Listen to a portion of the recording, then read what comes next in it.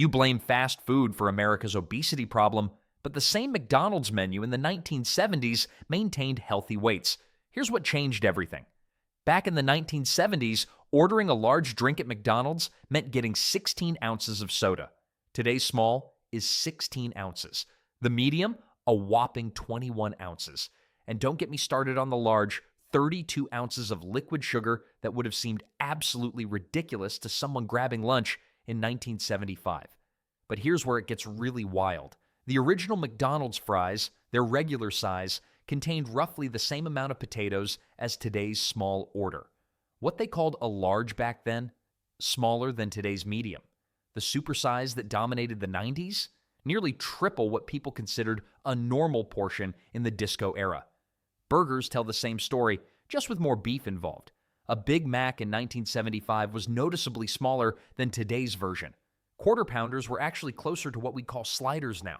Thinner patties, modest buns, and simple toppings like ketchup, mustard, onions, and maybe a pickle if you were feeling fancy. No triple stack monsters drowning in 17 different sauces. Then there's the sneaky truth about what restaurants called their sizes. A 1970s large meal at most fast food chains contained fewer calories than today's medium combo. Makes sense, right? Except somewhere along the way, our brains got rewired to think these massive portions were normal. The psychology behind this shift wasn't accidental. When restaurants realized they could charge slightly more for dramatically larger portions, profit margins improved. Customers felt like they were getting incredible value. Meanwhile, our stomachs slowly stretched to accommodate these new, normal sizes without us even noticing. Consider this. The average fast food meal in 1975 contained roughly 350-400 calories. Today's equivalent meal, often pushing 800-1,000 calories before you even add the fries and drink. We're talking about doubling the energy intake from what used to be considered a satisfying meal. Well, portion sizes were just the beginning of how different fast food used to be. The ingredients themselves tell an even more fascinating story, one that goes way beyond just making things bigger. But the weird part is how these changes happen so gradually that most people never notice the transformation taking place right in their drive-through orders. What made those smaller portions actually satisfying instead of leaving people hungry? The answer lies in something most fast food companies abandoned decades ago, and it has everything to do with how they prepared the food itself. Walk into any 1970s fast food kitchen and you'd actually recognize most of the ingredients. Crazy concept, right? Back then, a bag of McDonald's fries contained exactly 3 things: potatoes, beef tallow, and salt. That's it. No methyl cellulose, no natural beef flavoring, no dextrose, just real food that your grandmother could pronounce. The fryer oil alone tells the whole story. Most chains used simple beef tallow or straight peanut oil, not today's complex blends of soybean oil mixed with TBHQ, citric acid, and dimethylpolylsiloxane. Yeah, try saying that last one 3 times fast. The weird part is, those 1970s fries actually tasted better with fewer ingredients. Burger buns were made from flour, water, yeast, and a pinch of sugar. Compare that to today's bun ingredient lists that read like chemistry textbooks. Modern buns contain calcium propionate, azotic carbonamide, and about 15 other additives you'd need a PhD to understand. But back then, your local bakery could have made the same bun using ingredients from their pantry. Then there's the chicken nugget situation. When McDonald's first introduced Chicken McNuggets in 1980, they contained under 10 ingredients. Real chicken, flour, seasoning, oil for frying. Done. Today's nuggets, over 30 ingredients, including autolyzed yeast extract and sodium phosphates.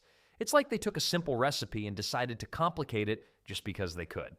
Let's not forget potato chips, which were basically edible perfection in their simplicity. Lay's famous slogan wasn't lying, bet you can't eat just one, because they were made from potatoes, oil, and salt. No artificial flavors, no MSG, no mysterious, natural flavoring. The chips were addictive purely because they tasted good, not because they were engineered in a lab to trigger specific brain responses. Even the preservatives were minimal. Food spoiled faster, sure, but that meant fresher turnover. Restaurants couldn't let items sit around for weeks because they'd actually go bad. This forced better inventory management and fresher food. Revolutionary thinking, apparently. The shift happened gradually, so most people didn't notice when ingredient lists started growing longer.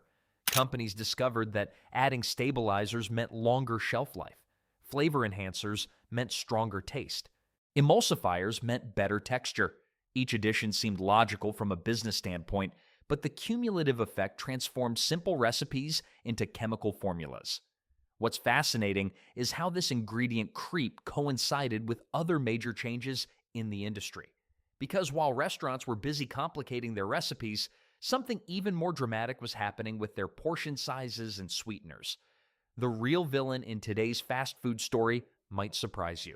It's not just bigger portions or more processing, it's something that didn't even exist in most 1970s fast food. High fructose corn syrup wasn't widely used until the 1980s, which means an entire generation grew up without this stuff flooding their system. Back then, sugar was sugar. Plain old cane sugar or beet sugar, used sparingly because it actually cost money. A typical soda contained real sugar, and honestly, companies didn't dump nearly as much of it into everything. The sweetness level was more like a gentle nudge rather than today's full-contact sugar assault. Here's where things get weird. In the 1970s, you could actually taste the other ingredients in your food because they weren't masked by layers of corn syrup sweetness. That McDonald's ketchup? Less sugary? The burger buns? They tasted like bread, not cake. Even the sodas had a cleaner, sharper taste that didn't leave you craving more within minutes. But the really sneaky part is where sugar started hiding. Today's fast food is loaded with hidden sweeteners in places you'd never expect. The chicken sandwich has sugar in the marinade. The salad dressing is basically liquid candy. Even the French fry seasoning contains sweeteners. In the 1970s, this wasn't happening on nearly the same scale. The shift to high fructose corn syrup changed everything, and not just because it was cheaper to produce. This stuff processes differently in your body than regular sugar does. It doesn't trigger the same fullness signals, which means you can consume way more calories without feeling satisfied. Makes sense why people started getting hungrier faster after meals, right? Then there's the domino effect nobody saw coming. Once corn syrup became the standard sweetener, food companies realized they could make everything taste better by adding more sweetness. Suddenly, unsweetened foods started tasting bland by comparison. Your taste buds literally adapted to expect higher sugar levels in everything. Well, the 1970s fast food eater would probably find today's regular Coke overwhelmingly sweet. Their medium fries would taste like dessert to someone from that era. The baseline for what tasted normal was completely different and arguably much healthier. And the weird part is, people back then weren't walking around complaining that their food was too bland or boring. They were perfectly satisfied with flavors that weren't artificially enhanced with sweeteners. But sugar wasn't the only thing that was simpler and more recognizable in 1970s fast food. The actual core ingredients told a completely different story too. Walk into a fast food joint in the 1970s and you'd taste something we've almost forgotten: real food made with real ingredients. Those milkshakes, they came from actual milk and ice cream, not some chemical powder mixed with artificial thickeners. The machine would whir, blending cold dairy into thick, creamy perfection that coated your straw. Your Snickers bar had honest-to-goodness chocolate and whole peanuts you could see and crunch. No natural peanut flavor or chocolate-flavored coating. Just the real deal. The weird part is how we got so used to fake flavors that we forgot what authentic taste actually means. Burgers were refreshingly simple back then. Ground beef, a sprinkle of salt, maybe some pepper. That's it. The patty didn't need 17 different seasonings because the meat itself had flavor. Buns were basic white bread rolls, not sugar-loaded vessels pumped with dough conditioners and preservatives. Then there's the vegetables. Remember when fast food chains actually chopped onions in the restaurant? The smell would hit you as you walked in, sharp and fresh. Tomatoes came in crates, not pre-sliced packages that had traveled across 3 states. Some McDonald's locations still diced their onions by hand until the late 1980s. Can you imagine that today? But here's where it gets interesting. Fried chicken joints took genuine pride in their breading process. Cooks would hand-dip each piece in flour, eggs, and spices you'd recognize from your grandmother's pantry. No sodium phosphates or modified cornstarch, just flour, salt, pepper, and maybe some paprika for color. The chicken actually tasted like chicken, enhanced by simple seasonings instead of masked by chemical flavor boosters. Let's not forget how these ingredients work together. When everything was real, flavors complemented each other naturally. Your fries tasted like potatoes because they were potatoes. Your shake was sweet because it contained actual sugar and vanilla, not high fructose corn syrup and vanillin. The preparation methods made a difference too. Cooks had to rely on their senses, watching, smelling, timing, because automated systems hadn't taken over yet. Food got made when you ordered it, not reheated under heat lamps after sitting for hours. Makes sense why people remember fast food tasting better back then, right? When your ingredients list reads like a chemistry textbook, you've probably strayed pretty far from food. But why did companies abandon these real ingredients for artificial alternatives? Well, that story involves something far more concerning than just changing recipes. It's about changing priorities entirely. Fast food in the 1970s wasn't something you grabbed on your way to work every morning. It wasn't your default lunch option either. Most families treated McDonald's or Kentucky Fried Chicken like going to a fancy restaurant, something special that happened maybe once a week, if that. Your mom didn't pull into the drive-thru because she was too tired to cook dinner. She cooked dinner every single night. The kitchen was the heart of the home, not some dusty room where you stored takeout containers. Families planned their fast food visits like mini events. Maybe we'll get burgers this Saturday after Jimmy's baseball game. It was a reward, not a routine. Drive-thrus were still this fascinating new concept that felt almost futuristic. You'd pull up to a speaker box and talk to someone inside the building. Wild stuff. Most people still walked inside to order because the whole drive-thru thing seemed too weird or impersonal. The idea of eating 3 meals a week from your car window would have sounded absolutely insane. Then, there's the simple fact that fast food chains weren't everywhere yet. You couldn't find a McDonald's on every corner like today. Some towns had one burger joint, maybe 2 if they were lucky. You actually had to drive somewhere specific to get fast food, which made it feel more intentional and special. Mothers took genuine pride in their home cooking skills. It wasn't seen as old-fashioned or oppressive. It was a valued talent. Women swapped recipes at church and bragged about their pot roast. Men came home expecting a real meal, not because they were demanding, but because that's just how families operated. The dinner table was sacred ground where everyone gathered to talk about their day. But here's the weird part about treating fast food like a special occasion: it actually made the experience better. Kids got genuinely excited about going to McDonald's because it wasn't routine. The anticipation built up the experience.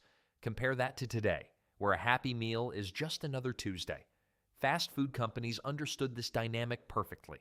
They designed their restaurants to feel welcoming and family-friendly because they knew parents were making a conscious choice to bring their kids there. The red and yellow colors, the playground equipment, the birthday party packages, everything was crafted for families who were making fast food their weekend adventure, not their daily survival strategy. This mindset shift didn't happen overnight, though. The transformation from occasional treat to everyday habit took years of clever marketing and strategic expansion. What changed wasn't just how often we ate fast food, it was how these companies started thinking about their customers and profits. Back in the 1970s, fast food chains actually cared about making good food. Wild concept, right? Restaurant owners weren't sitting in boardrooms calculating how to squeeze every penny from a hamburger patty. They wanted customers to come back because the food tasted amazing, not because it was engineered to trigger cravings. McDonald's founder Ray Kroc famously obsessed over quality control. He'd show up unannounced at random locations, taste testing everything. If the fries weren't crispy enough or the burgers looked sloppy, heads would roll. The guy literally fired managers for serving subpar food.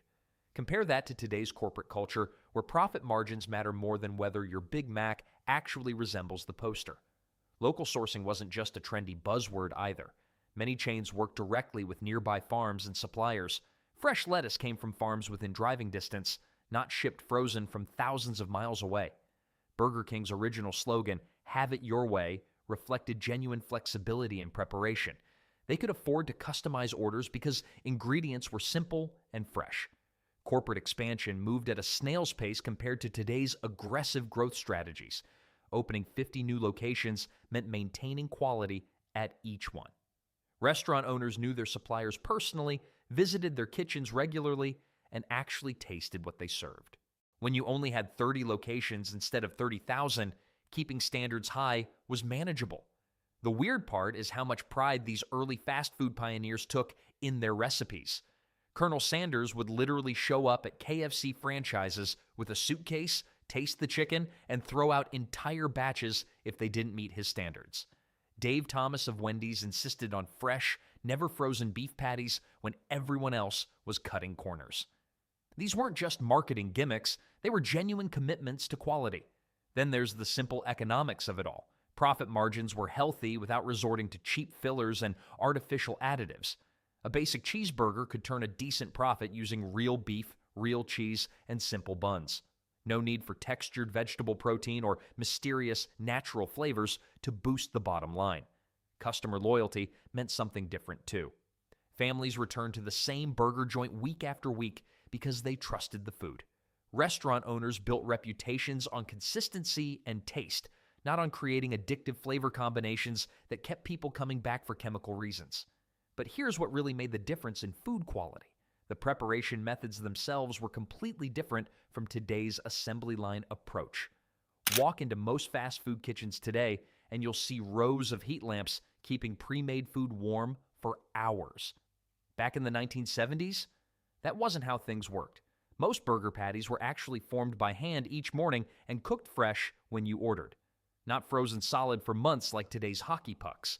McDonald's workers would take ground beef, shape it into patties, and slap them on the grill when your order came through. The meat sizzled and filled the kitchen with that unmistakable smell of real beef cooking. None of this previously frozen, reheated under a lamp for 3 hours nonsense we've gotten used to. Then there's the French fry situation. Many restaurants cut their fries from actual whole potatoes right there in the back. Workers would wash, peel, and slice potatoes every morning before opening. The fries hit the oil fresh and came out crispy on the outside, fluffy on the inside. Compare that to today's pre-cut, chemically treated, frozen for months fries that taste like cardboard with salt. Let's not forget the vegetables. Salads weren't assembled days ahead and stuffed in plastic containers. Restaurant staff chopped lettuce, sliced tomatoes, and prepped vegetables fresh each morning. The produce looked vibrant and actually tasted like something. Crazy concept, right? The weird part is how cooking actually required skill back then. Cooks had to time everything perfectly without computerized systems beeping at them. They flipped burgers when they looked right, not when a timer told them to. French fries came out when they sounded right in the oil. This meant food quality varied slightly from cook to cook, but it also meant someone who cared was actually making your meal. Well, here's where it gets interesting. Food was made to order way more often than today. You placed your order and someone started cooking it for you, not grabbing something that had been sitting under heat lamps since the Carter administration. This approach meant fewer preservatives were needed because food wasn't sitting around getting stale. Restaurant owners took pride in their fresh preparation methods. They knew customers could taste the difference between fresh and reheated food.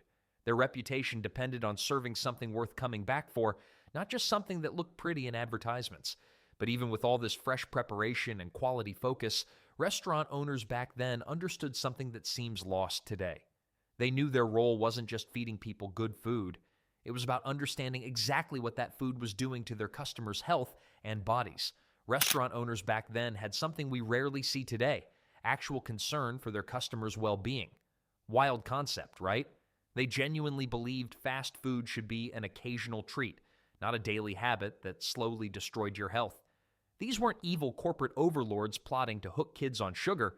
They were often local business owners who lived in the same communities they served. The difference was striking. Menu items were designed with moderation in mind.